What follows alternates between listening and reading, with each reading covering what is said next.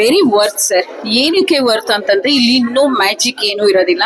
So ನಮ್ಮ ಸ್ವಪ್ರಯತ್ನದಿಂದ ನಾವು ಕಲಿತು ಹಾಗೆ ಹೇಗಂತಂದ್ರೆ ನಮ್ಮನ್ನ ನಾವು ಹೇಗೆ ಬಲಿಷ್ಠಗೊಳಿಸ್ಕೊಂಡು ನಮ್ಮ ಮನಸ್ಥಿತಿನ ಗಟ್ಟಿಗಿಟ್ಕೊಂಡು ನಾವು ಹೇಗೆ ಧ್ಯಾನದ ಮೂಲಕ ಅಥವಾ ನಾವು ಹೇಗೆ ಒಂದು ಅಫರ್ಮೇಶನ್ ಮೂಲಕ ಒಳ್ಳೇದನ್ನೇ ಯೋಚನೆ ಮಾಡ್ತಾ ಇದ್ರೆ ಹೇಗೆ ನಮ್ಗೆ ವಾಪಸ್ ಒಳ್ಳೇದೇ ಬರುತ್ತೆ ಅನ್ನೋದನ್ನ ಬಹುಶಃ ಈ ಕ್ಲಾಸಲ್ಲಿ ನಾನು ಕಲ್ತ್ಕೊಂಡು. ಭೂತತ್ವದ್ದು ಖಂಡಿತ ಸರ್ ಹಾಗಿದೆ. ಹೌದು, ನಾವು ಸಾಮಾನ್ಯವಾಗಿ ಗೊತ್ತಿಲ್ಲದೆ ಎಷ್ಟೊಂದು ತಪ್ಪುಗಳನ್ನ ಮಾಡಿರ್ತೀವಿ. ಹೌದಲ್ವಾ, ಈ ತಪ್ಪನ್ನ ನಾವು ಮಾಡಬಾರ್ದು ಅಂತ ಅನ್ನಿಸ್ತು.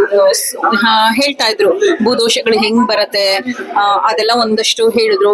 ಖಂಡಿತ ನಮ್ಮ ಸುತ್ತಮುತ್ತ ಅಥವಾ ನಾವು ಕೂಡ ಕೆಲವೊಮ್ಮೆ ಮಾಡಿರ್ತೀವಿ.